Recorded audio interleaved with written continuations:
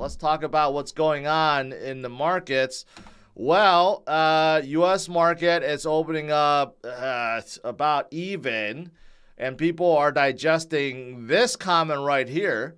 Jamie Dimon, the CEO of J.P. Morgan, thinks that it's going to get much worse for the banks. Repercussions for years to come.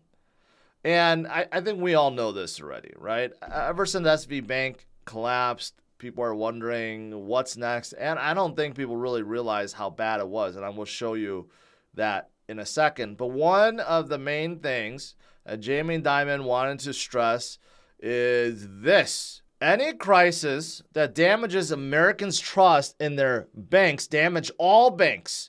A fact that was known even before this crisis. While it is true that this bank crisis benefited larger banks due to the inflow of deposits they received from smaller institutions, the notion that this meltdown was good for them in any way is absurd. Well, first of all, he is talking about his own bank, okay, and they were brought in to consult with SVB Bank, and a lot of people did pull their money out from smaller banks and put in larger banks. But here's the thing. Here's the thing. Let's keep in mind that in 2008, all larger banks, including JP Morgan and Bank of America and Citibank and Goldman Sachs, they were all about to collapse too. That was not too long ago. We're not talking about like 1910 or 1950s. We're talking about in 2008, had the Fed not bailed them out, every bank on earth, including the large banks, would have failed. Think about that. Okay, and if the Fed and FDIC didn't step in this time, they would be in trouble too. So I think people don't realize how serious of a problem this is. And in crypto, we talk about decentralization, and people will think, okay, it's a nice buzzword. What does that really mean? Well, it gets you away from centralized entities led by greedy people that can basically crush. And Credit Suisse also said this. The chairman of Credit Suisse basically apologized. He did an annual meeting, I guess, some sort of annual meeting. There was like a crowd, a riot, protests. And he's like, I'm sorry. I'm sorry that I led this bank of 100-something years to the ground. No matter how big these guys are, how long they've been operating for, you can't really quite trust them, right? And one thing for sure, Jamie Dimon is right about this. When one collapses, it damages everyone. It gives a black eye or at least a bruise to everyone else in this space. This is exactly the reason why Bitcoin was created. Bitcoin was released in 2009 because Satoshi Nakamoto wanted to get away from this. Exactly. We're coming in full circle. This is the exact reason why he created Bitcoin. And now we understand firsthand why we need something better. And here, I want to show you guys this. This also shows you how bad it was and why the Fed, FDIC, and Treasury and everyone else came in for a rescue. The largest amount of deposits lost or withdrawn ever in, well, I shouldn't say ever because this only goes back to 1973, but I mean, this is even worse than 2008. Okay. 400 billion in deposits gone. And had they not stopped and bailed things out, it would have been more. A lot more. Okay. That's how bad it was. So, the Fed and FDIC, they came out their emergency loan program and they basically bailed out a lot of banks that collapsed, covering all deposits, because had they not done so, the liquidity drain would have been so much that they couldn't even stop it, right? So they had to plug the hole right away. Again, this is why we need something better, decentralized, something that isn't controlled by greedy people or highly leveraged balance sheets, right? This is why we need Bitcoin and why Bitcoin is set to do this. I kind of revealed it, but that's the next level. And here's the reason. First of all, Bitcoin is moving according to plan. According to Stock Money Lizard, he broke it down pretty easily. If you look at a monthly RSI, we're crossing over from a very low point. Actually, the most oversold point ever in Bitcoin's history. So take that into account. And also, we are definitely recovering up from our bottom. Okay.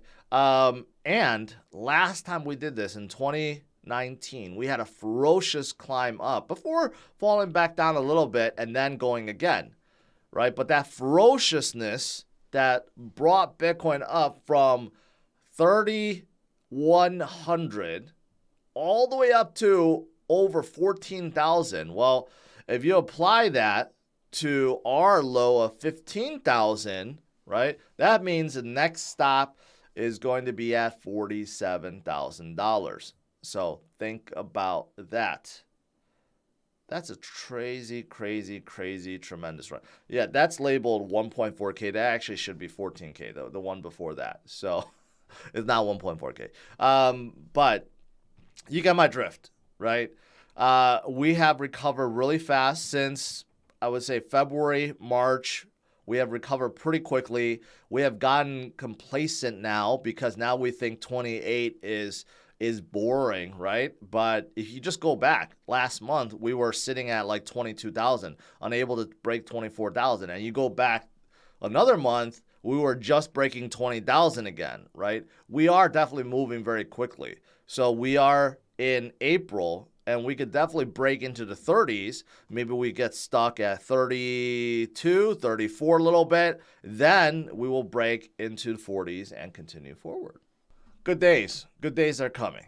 Definitely more good days are coming. Here's another thing that shows Bitcoin on a bigger macro scale, but that pump to 47,000, right? That's the yellow box right here, because you could see in 2019, we pumped up to 14,000, right? That yellow box is kind of like the precursor. Then we slid down a little bit. And I think if we do actually pump up to 47,000 in the same velocity, then yeah, we'll probably retrace down a little bit from that 47,000, maybe even back down to like 35,000, 30,000, maybe be something like that. But then afterwards, that's the pump that you don't want to miss, right? And again, if you're looking at this from a bigger macro perspective, so you look at the MACD crossover, it's about to happen. This is on a monthly scale, so it doesn't happen very often. But that crossover is about to happen. You could see the RSI level below just crossing over, barely in the middle, right? So the momentum is starting to shift. And not only that, starting to gain momentum. So looking good, guys. Looking good. And here's another one that's looking at short-term realized price versus long-term realized price. And Bitcoin has this broken above both. And in order for Bitcoin to move further, this needs to happen. And it happened the last 3 cycles, right after we broke bottom and started trending upwards. Same exact scenario. Exactly the same. History doesn't repeat, but it tends to rhyme. And something else that's helping is the DXY. The strength of the dollar is finally coming down, right? We would love to see the DXY go below 100, and it could very well. Keep in mind, I've been talking about a lot of trade and oil purchases now not being conducted with the USD. Can that play a factor? And also, can barrels of oil going up play a factor too? Because OPEC decided that they're going to stop production all of a sudden. Or cut production, not stop production, right? There's a lot of factors at play, but the further down DXY goes, the higher also Bitcoin and tech and risk on assets go. And we're looking forward to that as well.